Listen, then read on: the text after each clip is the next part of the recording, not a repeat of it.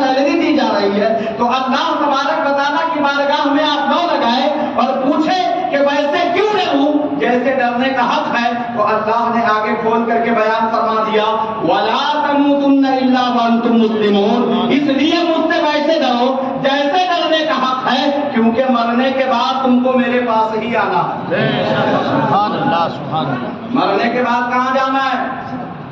یہ تو میں عام زبان میں نے آپ کو سمجھانے کے لیے بات کہہ دی، ورنہ میرے رضا نے فرمایا وَلَا تَمُوتُنَّ إِلَّا وَأَنْتُمْ مُسْلِمُونَ، اور ہرگز نہ مرنا مگر مسلمان ہو کر کے. کیا مطلب؟ رب سے ڈرتے رہو گے تو خاتمہ ایمان پر ہو سکتا ہے، لیکن اگر رب کا خوف دل سے نکل گیا تو ممکن ہے کہ تمہارا خاتمہ ایمان پر نہ ہو، اور ایمان پہ جب خاتمہ نہیں ہوگا تمہارا ٹھکانہ جہنم ہے. اس لیے رب سے ڈرتے رہو. کیسے؟ جیسے ڈرنے کا حق ہے. اچھا صاحب، ہر آدمی یہ کہتا ہے کہ میں اپنے رب سے ڈرتا ہوں. کوئی ہو جو یہ کہتا ہوں میں رب سے نہیں ڈرتا، تو ہمیں کیسے پتا چلے گا کہ واقعی میں ڈرتا ہوں؟ مجھے کیسے پتا چلے گا کہ میں اپنے رب سے ڈر رہا ہوں؟ اس لیے کہ میں تو اس چیز کو کہہ رہا ہوں کہ میں رب سے ڈرتا ہوں. آئیے، حضرت امام غزالی رحمت اللہ تعالی علیہ نے ایک کتاب لکھی، اور آپ کی کتاب کا نام ہے مکاشفۃ القلوب. کیا نام ہے؟ مکاشفۃ القلوب، دلوں کو کھولنے والی کتاب.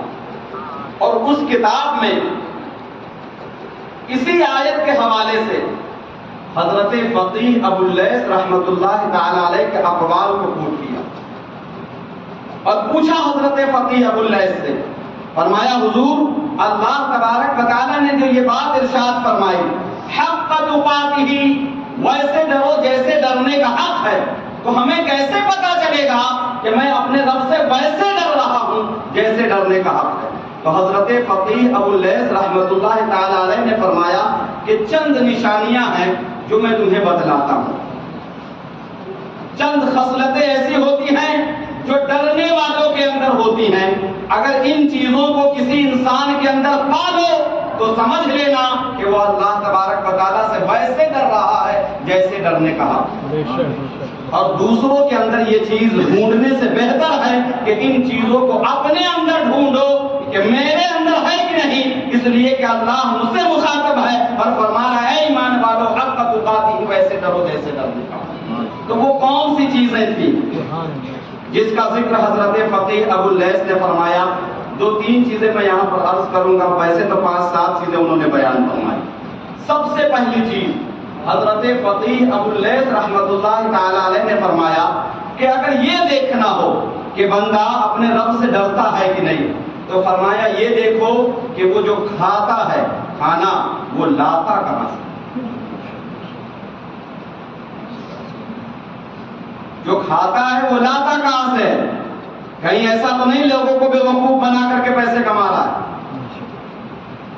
کہیں ایسا تو نہیں کہ جھوٹ بول کر کے پیسے ہڑپ رہا ہے؟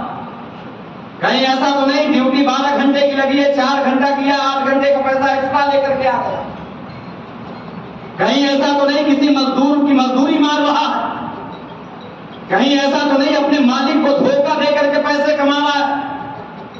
اس لیے کہ جو انسان حلال رزق کا اہتمام نہ کرے اور یہ کہے کہ میں اپنے رب سے ڈر رہا ہوں، حضرت فقیہ ابو اللیث فرماتے ہیں کہ وہ انسان دنیا کا سب سے جھوٹا ہو سکتا ہے لیکن اللہ سے ڈرنے والا نہیں ہو سکتا ہے. اس لیے، اور یہ بات صرف انہوں نے اپنی زبان فیض ترجمان سے ہی صرف نہیں کہی، بلکہ یہاں پر اللہ کے رسول صلی اللہ علیہ وسلم کی حدیث پاک لائی اور فرمایا کہ میرے آقا فرماتے ہیں اذا وقعت لقمۃ من الحرام فی بطن ابن آدم لعنہ کل ملک فی الارض والسماء. میرے آقا فرماتے ہیں جب انسان کے پیٹ میں حرام کا لقمہ اترتا ہے، کل ملک، سارے فرشتے، فی الارض والسماء، جو زمین و آسمان میں رہتے ہیں، لعنہ، اس کے اوپر لعنت کرنا شروع کر دیتے ہیں. اللہ اکبر. کس کے اوپر؟ کس کے اوپر؟ جو حرام کھاتے ہیں، جس کو یہ پتا نہیں کہ میں پیسہ کما کیسے رہا ہوں. اور یہیں تک بات ہوتی تو بات سمجھ میں آتی ہے، لیکن میرے آقا فرماتے ہیں اس وقت تک وہ فرشتے اس کے اوپر لعنت کرتے ہیں جب تک وہ لقمہ کے اندر موجود رہتا ہے۔ اللہ اکبر صاحب، زمین و آسمان میں کتنے فرشتے ہیں، ہے اندازہ اس کا؟ آج ہم کہتے ہیں پریشانیاں ہمارے مقدر میں لکھ دی گئی ہیں، پریشانیاں گھر کا طواف کر رہے ہیں، وہ گھر سے جانے کو تیار نہیں ہے۔ صاحب اس کی وجہ یہ ہے کیونکہ ہم نے حرام رزق کو اپنے گھر میں لا کر کے رکھا ہوا ہے۔ میرے آقا صلی اللہ علیہ وسلم کے دیوانوں کتنے فرشتے ہیں زمین و آسمان میں، اس روایت سے اندازہ لگائیے۔ میرے آقا فرماتے ہیں جب کسی انسان کا انتقال ہوتا ہے تو 2 فرشتے ہر انسان کے اوپر ہیں، مقرر کیے گئے اچھی اور بری چیزوں کو لکھنے کے لیے۔ یہ دونوں فرشتے رب کی بارگاہ میں حاضر ہوتے ہیں اور کہتے ہیں پروردگار، جس کے اوپر تو نے مجھ کو مقرر کیا تھا اس کا تو انتقال ہو گیا، وہ تو سپرد خاک کر دیا گیا، اب میں کہاں جاؤں؟ آسمان میں کوئی ایسی جگہ بتا جہاں بیٹھ کر تیرا ذکر کروں۔ تو اللہ فرماتا ہے یہ آسمان فرشتوں سے خالی نہیں ہے۔ اللہ اکبر، اللہ۔ پھر وہ فرشتے کہتے ہو پھر کوئی زمین پر ایسی جگہ بتا جہاں بیٹھ کر تیری تسبیح بیان کروں۔ تو اللہ فرماتا ہے زمین بھی خالی نہیں ہے انسان اور جنات سے۔ تو پروردگار کروں کیا؟ فرمایا اسی انسان کے سرہانے میں جا کر کے کھڑے ہو جا جس کے اوپر میں نے تجھ کو مسلط کیا تھا، اور سن اگر وہ وفادار رسول تھا تو تسبیح بیان کر اور قیامت تک اس کے نامہ اعمال میں نیکیاں اضافہ کرتا رہا، اور اگر وہ غدار رسول تھا تو لعنت قیامت تک اس کے اوپر بھیجتے رہو۔ نعرہ تکبیر، نعرہ رسالت، نعرہ رسالت، مسلک اعلی حضرت، مسلک اعلی حضرت، جشن عید میلاد النبی۔ میں یہ عرض کر رہا، یہاں تک تو بات سمجھ میں آتی ہے کہ پیٹ میں جب تک رہے تب تک فرشتے اور کتنے ہیں، اس بات سے آپ اندازہ لگائیے کہ 7 آسمان فرشتوں سے خالی نہیں ہے۔ جب یہ سارے فرشتے مل کر کے ایک انسان کے لیے، ایک انسان کے اوپر لعنت کرنا شروع کر دے، اس کے حصے میں خوشی آ سکتی ہے؟ اس کو برباد ہونے سے کوئی بچا سکتا ہے؟ تو یہ باتیں صرف سننے کے لیے نہیں ہے، اللہ کے رسول کی حدیث پاک اس لیے ہے کہ سنو اور سننے کے بعد حرام سے دور ہونا شروع کرو۔ اور آگے والا اگر حصہ میں نے تلاوت کر دی اور اگر واقعی میں دل کے اندر ایمان ہے تو حرام کے قریب آپ کبھی نہیں جائیں گے۔ میرے آقا فرماتے ہیں وَإِن مَاتَ عَلَىٰ تِلْكَ الْحَالَةِ فَمَأْوَاهُ جَهَنَّمَ، اگر اسی حالت میں انتقال ہو جائے کہ حرام کا لقمہ پیٹ کے اندر موجود ہو تو اس کا ٹھکانہ ڈائریکٹ جہنم ہے۔ اللہ اکبر، نہ نمازیں، نہ قرآن کی تلاوت، نہ حج، نہ عمرہ، نہ زکات۔ اے لوگو، حلال رزق کا اہتمام کرو۔ سرکار غوث اعظم سے کسی نے کہا تھا حضور بہت دعا کرتا ہوں، قبول نہیں ہوتی ہے۔ میرے آقا غوث اعظم نے فرمایا حلال رزق کھا کر کے دعا کرو، قبول ہو جائے گا۔ یہ بات جب ہمارے اکابروں نے زندگی کس طریقے سے گزاری، حضرت امام اعظم ابو حنیفہ کی نظر جب اس حدیث پاک پر پڑی تو بغداد میں چونکہ آپ رہتے تھے تو حضرت امام اعظم ابو حنیفہ کے زمانے میں ایک چور آیا، بلکہ چوروں کا پورا گروہ تھا۔ ایک انسان ایسا تھا جو جانوروں کو پالنے کا کام کرتا، ریبر تھا پورا، اور سارے ریبر کو چوروں نے اٹھا کر کے جو ہے ہاتھ صاف کر دیا اپنا، سارے جانور لے کر کے وہ چلے گئے۔ حضرت امام اعظم ابو حنیفہ رحمۃ اللہ تعالی علیہ کو جب یہ خبر ملی کہ فلاں شخص کے ریبر کے جانور غائب ہو گئے اور پتہ نہیں کہ اس نے کہاں جا کر کے بیچا ہے، پتہ نہیں کس کے پاس بیچا ہے، اب ظاہر سی بات ہے بکریوں کو لے کر کے کریں گے کیا؟ کسی قصائی کے پاس جائیں گے، ایسے شخص کو دیں گے، ظاہر سی بات ہے جو اس کو بیچ کر کے جس کے بدلے میں وہ اس کو پیسے دے۔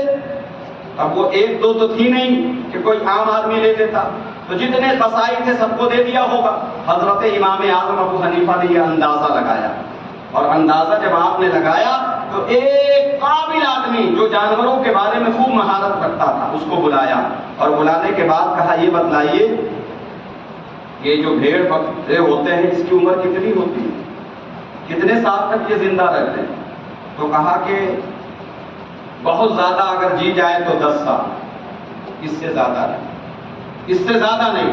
آپ کو پتا ہے حضرت امام اعظم ابو حنیفہ نے اس ڈر سے کہیں ایسا نہ ہو کہ جانوروں کو کسائیوں کے پاس بیچ دیا گیا ہو اور جانتے ہوئے انہوں نے خرید لی ہو، حضرت امام اعظم نے 10 سال تک جانور کا گوشت نہیں کھایا۔ ہم کس دنیا میں رہتے ہیں؟ حضرت امام غزالی رحمت اللہ تعالی علیہ نے پوچھا کہ حضور کیا صرف اسی چیز سے پتہ چلتا ہے کہ میرے اندر اللہ کا خوف ہے؟ فرمایا نہیں، دوسری چیز یہ ہے کہ یہ دیکھو کہ ایک انسان اپنے دل کی حفاظت کرتا ہے کہ نہیں کرتا۔ اس لیے کہ جو انسان لوگوں کا بغض لے کر کے زندہ ہو،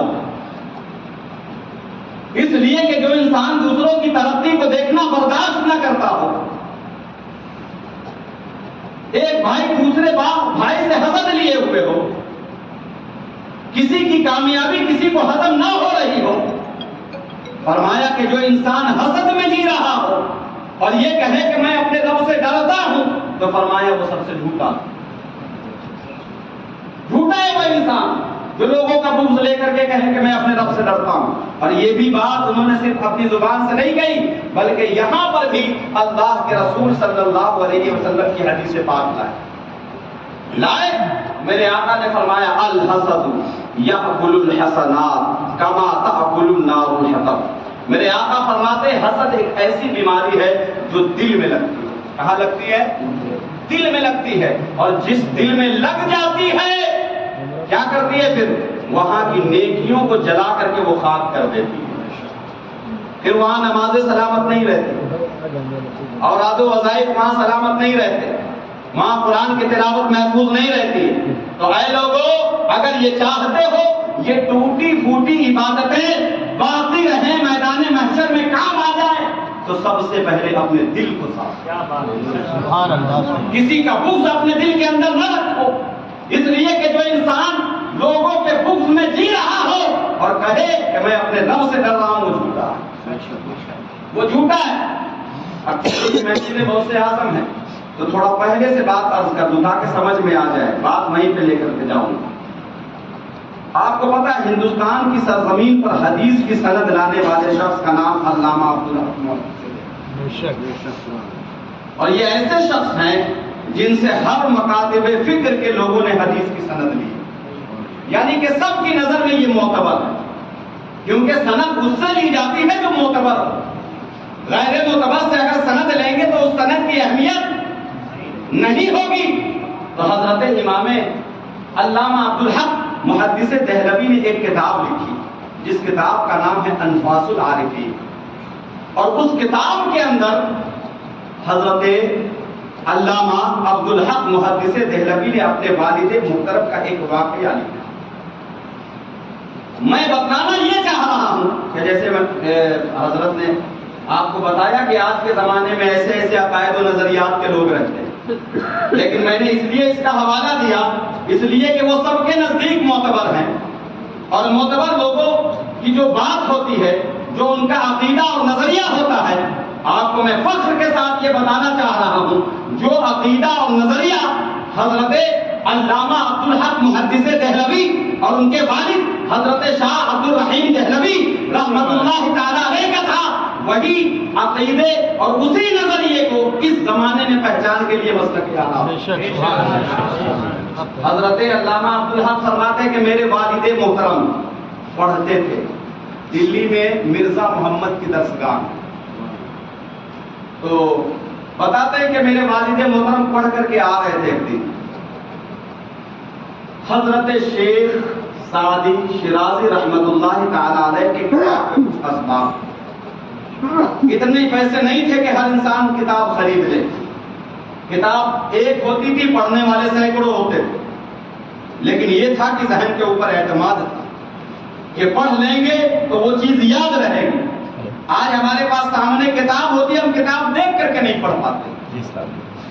شاہ عبد الرحیم فرماتے ہیں مرزا محمد کی درسگاہ سے حضرت شیخ سعدی شیرازی رحمت اللہ تعالی علیہ کے کتاب کے کچھ اسباق پڑھ کر کے میں آ رہا تھا، اور ایک اتنی لمبی گلی تھی کہ اگر سینکڑوں قدم چلتا تو اس کو عبور نہ کر پاتا۔ اچانک سے جو سبق میں پڑھ کر کے آ رہا تھا، نیچے کی کچھ لائن میرے ذہن سے نکل گئے اور میں پریشان ہو گیا۔ کہ یار اب کیا ہوگا، کل دوستوں کے درمیان بیٹھوں گا تو ذہن کا مذاق بنایا جائے، سارے لوگ سنا دیں گے، میں نہیں سناؤں گا تو لوگ مجھ پر ہنسیں۔ بے چینی ہوئی، پریشانی ہوئی، اور کسی بے چینی اور پریشانی میں آپ نے بزرگوں کو یاد کرنا شروع کر دیا۔ تو اچانک سے کیا دیکھا کہ آپ کے سامنے میں ایک بزرگ ظاہر ہوئے، آ گئے، چہرہ نورانی تھا، چہرے پر جو دو بال تھے وہ سب سفید ہو چکے تھے۔ کہا عبد الرحیم کیا بات ہے، بہت پریشان نظر آ رہا ہے۔ کہنے لگا پریشانی کی وجہ یہ ہے کہ سبق جو استاد نے پڑھایا تھا وہ میں بھول گیا۔ تو فرمایا کیا پڑھایا تھا استاد نے؟ فرمایا کچھ یاد ہے کچھ بھول گیا ہوں۔ فرمایا جو یاد ہے وہ پڑھو، آگے والا میں بتاتا ہوں، آگے والا میں بتاتا ہوں۔ تو شاہ عبد الرحیم نے کہا دیکھنے میں تو آپ بابا معلوم ہوتے ہیں، اب بابا لوگوں کا کام پڑھنا پڑھانا تو ہوتا نہیں ہے، یہ تو کام علماء کا ہے، بابا لوگ کب سے پڑھانے لگ گئے؟ فرمایا میاں جو کام کبھی علماء کے پاس حل نہیں ہوتا وہ بابا لوگوں کے پاس ہوتا ہے، بولو تو صحیح۔ تو انہوں نے کہا ٹھیک ہے جب آپ سننا ہی چاہتے ہیں، بات تو لمبی ہے لیکن کچھ شعر تھے جو انہوں نے پڑھے، اور آخری کے مصرے پر جب پہنچے، آخری کے شعر پر جب پہنچے تو انہوں نے کہا سادی بشوء لوح دل از نقش غیرہا، اے سادی اپنے دل کے تختی سے غیروں کے خیالات کو مٹا کر،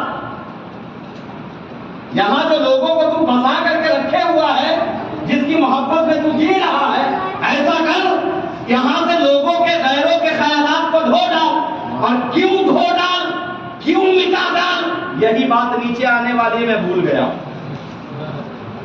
کہا پھر سے پڑھو، پھر سے پڑھو۔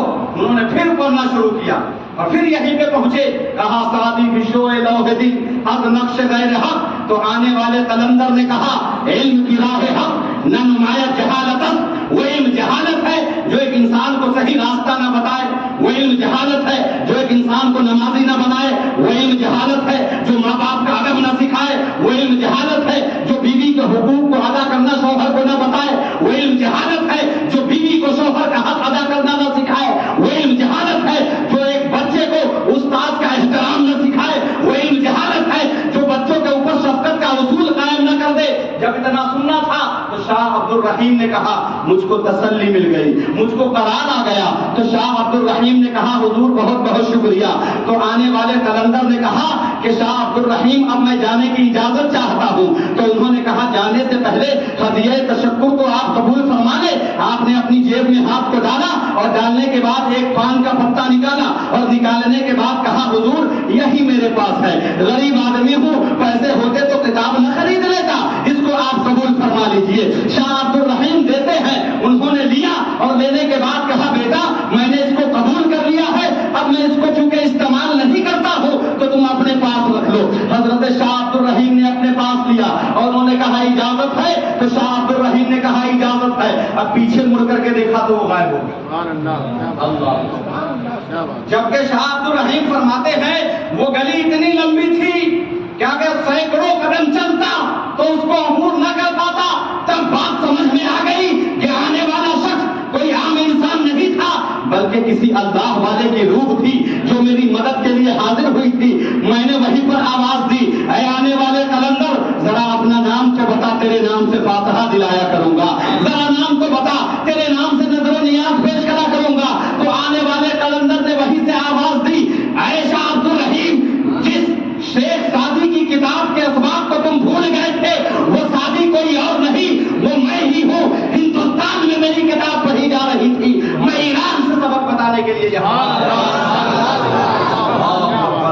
یہ نظریہ اور عقیدہ شاہ عبد الرحیم کا ہے، اور ان سے حدیث کی سند لینے کے بعد لوگ الول بلول بک رہے ہوتے ہیں۔ اللہ ہمیں اور آپ کو صحیح عقائد و نظریات پر قائم رہنے کی توفیق عطا فرمائے۔ اب بات آتی ہے کہ یہ شاہ عبد الرحیم ہے کون؟ اس لیے کہ میں نے تو وہاں پر کوئی اور بات کہی تھی۔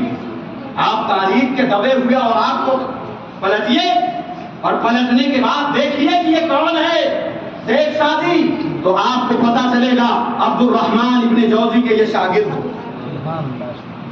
اب تاریخ کو اور کھنگالیے کہ یہ شیخ عبد الرحمن ابن جوزی کون ہے، تو آپ کو پتا چلے گا یہ کوئی اور نہیں بلکہ بغداد کے شہنشاہ عبد القادر جیلانی کے سبحان اللہ جب ان کے گدا بھر دیتے ہیں شاہان زمانہ کی جھولی محتاج کا جب یہ عالم ہے مختار کا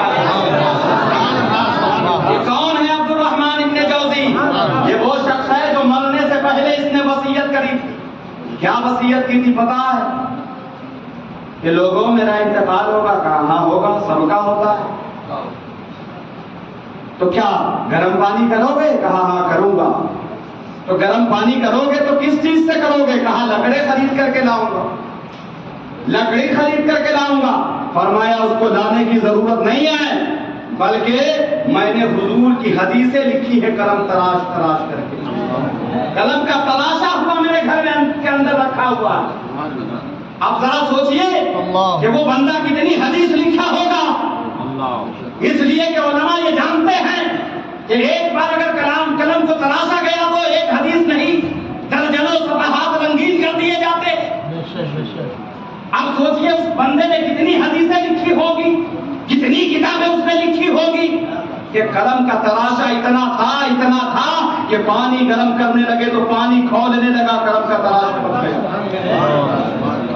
لیکن میں کہتا ہوں میرے آقا نے فرمایا کہ جو انسان دل کی حفاظت نہ کرے دل کی اور یہ کہے کہ میں رب سے ڈرتا ہوں تو وہ سمجھ لو کہ جھوٹا ہے اور دل کے اندر تکبر کا آ جانا یہ بھی ایک حسد کی صورت ہے اور تکبر کسی بھی چیز کا ہو سکتا ہے وہ علم کا بھی ہو سکتا ہے وہ خوبصورتی کا بھی ہو سکتا ہے وہ مال و زر کا بھی ہو سکتا ہے وہ دکان و مکان کا بھی ہو سکتا ہے تو علامہ عبد الرحمن ابن جوزی کے اوپر ایک رعب چڑھ گیا تھا علم کا اس کا علم کا وہ کسی کو اپنے خاطر میں نہیں لاتے تھے کسی عالم دین کو آپ نے نہیں بخشا اپنے قلم سے حضرت ابو العباس حضور غوث پاک رضی اللہ تعالیٰ عنہ کی خاص مرید ان کو یہ بات پتہ چلی کہ بغداد میں ایک شخص ایسا ہے جو ہر عالم دین پر تنقید کرتا ہے وہ کسی کو نہیں چھوڑتا ہے ایک کام کرتے ہیں کہ اس کو پکڑ کے لاتے ہیں اور میں اپنے پیر کی محفل میں اس کو بیٹھاتا ہوں اور کہتا ہوں کہ بڑی بڑی باتیں بہت ہو گئی چلو عبد القادر کی محفل میں بیٹھ کر چونکہ علم کا رعب تھا اور اتنا زیادہ رعب کہ جس جبے کو زیب تن کرتے تھے اس کے جو دو کونے ہوتے تھے اس کو پکڑ کر کے دو لوگ چلتے تھے بیچ میں بندہ چلتا اللہ اکبر اللہ اس انانیت سے ہمیں اور آپ کو بتائیں انا خیر من یہ انسان پھر نہیں رہ جاتا یہ شیطانی جملہ ہے دعا کرو اللہ علم کم دے لیکن مؤدب بن کر کے رہو ادب سے ہر چیز ملتی ہے تو حضرت عبد الرحمن ابن جوزی جب حضرت ابو الفضل آئے وہاں پر کہا کہ حضور چلیے کسی دن سرکار ارے ہاں میں نے سنا ہے کہ ایک اجمی سید یہاں پر آیا ہے تقریر کرتا ہے 70 ہزار لوگ اس کی تقریر کو سنتے ہیں سینکڑوں لوگ قلم کاپی لے کر کے بیٹھتے ہیں اس کی تقریر کو سننے کے لیے اچھا یہ بات صحیح ہے کہ تقریر ختم ہونے سے پہلے 2-4-10 لوگ انتقال بھی کر جاتے ہیں کہا ہاں ایسا ہوا فرمایا چلو چلتے ہیں علامہ عبد الرحمن ابن جوزی چلے کہاں سرکار غوث اعظم کا کیونکہ انسان کو جب گھمنڈ ہوتا ہے تکبر دل کے اندر ہو تو وہ تھوڑا سا کسی کو خاطر میں نہیں لاتا چہرے پر اس نے اپنے کپڑا ڈالا تاکہ کوئی دیکھ نہ لے کہ عبد الرحمن ابن جوزی ڈالا سادہ سا لبادہ پہنا اور پہننے کے بعد اس محفل میں بیٹھا حضور غوث اعظم کے جو مرید تھے وہ بھی ساتھ میں بیٹھ گئے منبر رسول پر سرکار غوث اعظم نے ایک قاری قرآن کو آواز دی اس نے قرآن کی تلاوت کی ایک آیت پڑھی سرکار غوث اعظم نے اس کی ایک تفسیر بیان کی تو ادھر سے ابو العباس نے کہا عبد الرحمن جانتے ہو جو میرے پیر نے کہا ہے جانتے ہو اس کی یہ تفسیر تو کہنے لگے اس میں بڑی بات کیا یہ میں جانتا پھر دوسری سرکار غوث اعظم نے پیش کی کہا جانتے ہو یہ والی کہا ہاں یہ بھی جانتا ہوں تیسری کہا جانتے ہو ہاں یہ بھی جانتا ہوں 40 تفسیر سرکار غوث اعظم نے ایک آیت کی بیان فرمایا ایک دو نہیں یہاں ایک آیت کا ترجمہ یاد ہو جائے تو ہم سے بڑا کوئی مقرر نہیں وہاں ایک آیت کی 40 تفسیر بیان کر بیٹھے ہیں.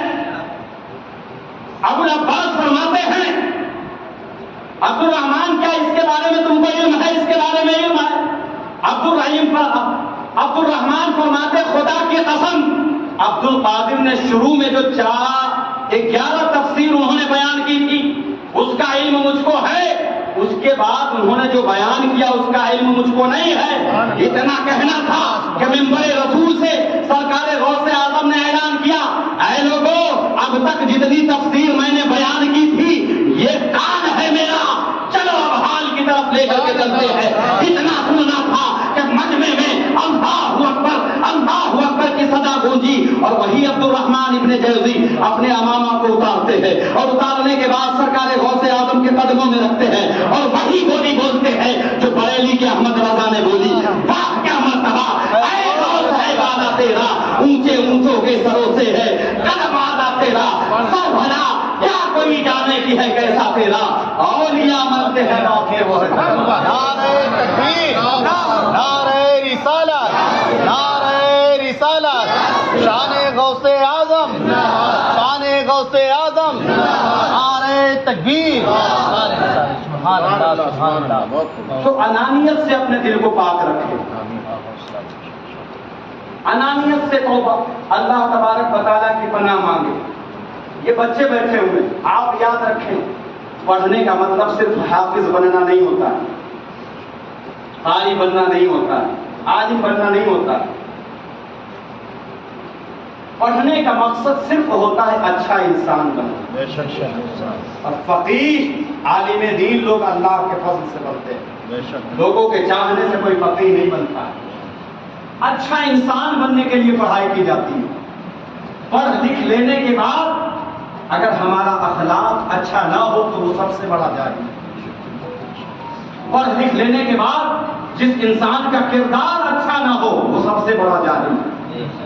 پڑھ لکھ لینے کے بعد جس کی سوچ اچھی نہ ہو پائے وہ سب سے بڑا جاہل انسان ہے.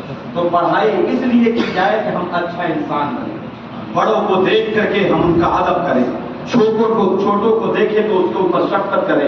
اللہ تبارک و تعالی ہمیں اور آپ کو کہنے سننے سے زیادہ کلمات حسنات پر عمل کرنے کی توفیق عطا فرمائے. چونکہ وقت اتنا ہی ملا تھا, اور بھی بہت ساری چیزیں تھی جس کو حضرت فقیہ ابو اللیث نے گنتی کروائی تھی. فرمایا ان چیزوں کو جس انسان کے اندر تم پالو سمجھ لینا کہ وہ اللہ تبارک و تعالیٰ کے خوف سے جی رہا ہے. اللہ ہمیں اور آپ کو اپنے نظر کی حفاظت کرنے کی توفیق عطا فرمائے, دل کی حفاظت کرنے کی توفیق عطا فرمائے, حلال رزق کمانے اور کھانے کی توفیق عطا فرمائے.